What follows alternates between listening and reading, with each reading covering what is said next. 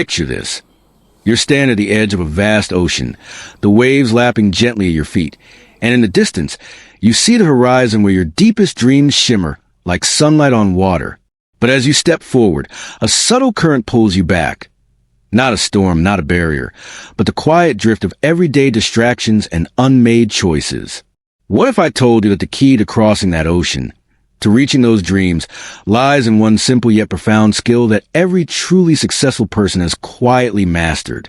It's not genius, not endless resources, but self-discipline. The gentle art of steering your own ship with kindness and intention. For those of us over 50, in the heart of life's rich middle chapters, this skill isn't about rigid control or self-denial. It's about embracing freedom through thoughtful choices. Today, join me as we delve deeply into this life-changing ability, exploring its nuances, its power, and how it can illuminate your path forward.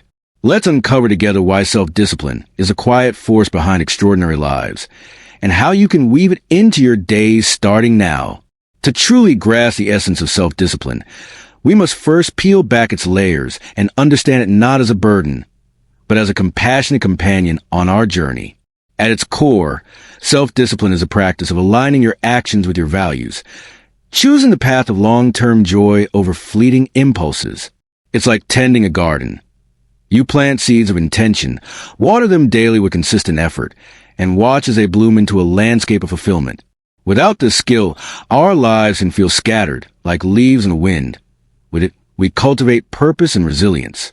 But why does it matter so much, especially as we navigate the wisdom-filled years beyond 50? In this stage of life, where we've gathered experiences, faced triumphs and setbacks, self-discipline helps us refine what we built, turning potential regrets into renewed opportunities. It's the bridge between dreaming and doing, ensuring that the second half of life shines brighter than the first. Let's start with a foundational aspect: how self-discipline empowers us to start our days with clarity and purpose.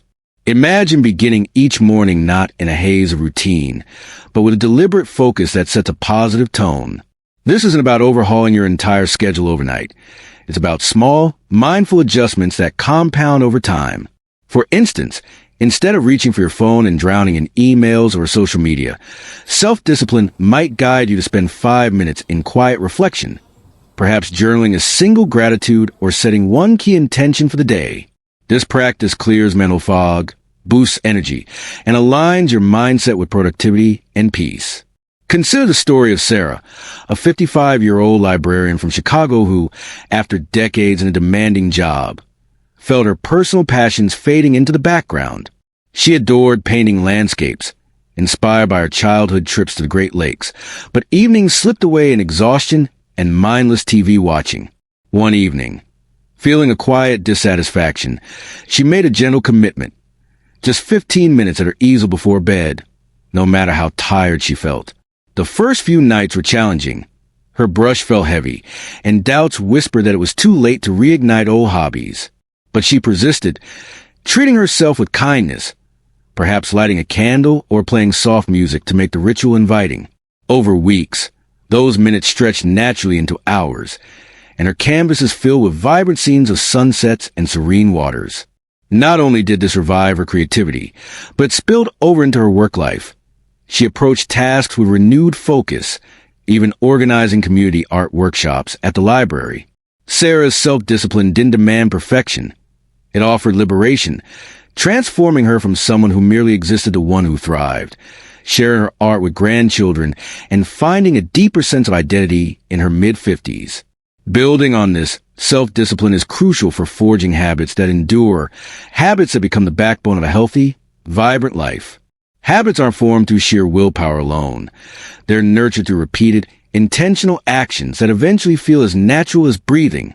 Think of it as laying bricks for a sturdy wall, one at a time, with care, until it stands strong against life's winds. In our 50s and beyond, when health and vitality become priorities, this skill helps us prioritize wellness without overwhelm. For example, committing to a balanced meal prep routine or an evening wind-down ritual can prevent burnout and foster longevity. Take John, a 62-year-old accountant from Manchester, UK, who retired early but found himself grappling with unstructured days that led to poor eating and sedentary habits. He'd always enjoyed cycling in his youth, zipping through countryside lanes, but years of desk work had left him out of shape and unmotivated. Deciding enough was enough, John applied self-discipline by starting small. A 10-minute bike ride around his neighborhood each morning, rain or shine. He paired it with a favorite audiobook to make it enjoyable, turning potential drudgery into a treat. The initial rides were labored, his legs burned, and excuses flooded his mind. But he reminded himself gently that consistency was key, not speed. Months passed, and those rides extended to hour-long explorations of nearby trails, shedding weight and gaining stamina along the way. More profoundly, this habit reconnected him with nature and community. He joined a local cycling group, forming friendships that filled his retirement with laughter and adventure. John's story shows how self-discipline, applied with patience, doesn't just build physical habits. It weaves threads of joy and connection, enriching the tapestry of later life. Now, let's delve deeper into how self-discipline equips us to navigate and overcome the inevitable obstacles that life presents. No journey is without its storms, be it health challenges, financial strains, family dynamics, or the emotional weight of loss. Self-discipline acts as our inner compass, helping us stay grounded and responsive rather than reactive. It's about pausing in the midst of turmoil, assessing with clarity, and choosing steps that align with our long-term well-being. This resilience is innate. It's cultivated through practice, turning potential breakdowns into breakthroughs. Visualize a tree in a fierce wind. Its roots, deepen over time, allow it to bend without breaking. Self-discipline strengthens those roots in our lives.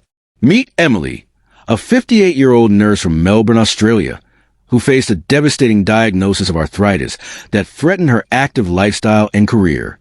The pain was relentless, and despair crept in, tempting her to withdraw from social activities and exercise. But Emily chose discipline over defeat. She committed to a daily gentle yoga routine, starting with just 10 minutes adapted for her condition, guided by online videos.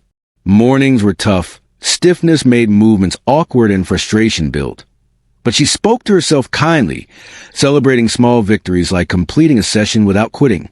Over time, her flexibility improved, pain lessened, and she adapted her nursing role to include teaching wellness classes to patients. This not only preserved her health, but transformed her outlook. She became a beacon for colleagues facing similar issues, fostering a support network at work. Emily's self-discipline turned adversity into advocacy, proving that in our mature years, challenges can become catalysts for growth and deeper empathy. Another vital dimension is how self-discipline fosters stronger relationships, both with ourselves and others. Often overlooked, this skill encourages us to communicate thoughtfully, listen actively, and invest time in bonds that matter. In midlife, when family roles evolve, children independent, perhaps caring for aging parents, discipline helps us prioritize meaningful connections over superficial ones. For instance, setting aside dedicated, unplugged time for conversations can deepen intimacy and resolve lingering tensions. Think of relationships as delicate orchids. They require consistent care, watering, light, attention to flourish. There's a tale of Michael, a 60-year-old businessman from New York, who realized his marriage was straining under the weight of workaholic habits. Long hours left little room for his wife, and resentment simmered. Applying self-discipline, he instituted a weekly date-night ritual, no cancellations allowed, starting with simple walks in Central Park. At first, conversations were stilted, old grievances surfacing, but he committed to active listening without defensiveness. Gradually, these evenings evolved into heartfelt shares, rekindling affection and trust. This practice didn't just save his marriage. It inspired him to mentor younger couples in his community, sharing how disciplined investment in relationships yields emotional riches. Michael's experience highlights that self-discipline in interpersonal realms builds bridges, turning potential isolation into profound companionship.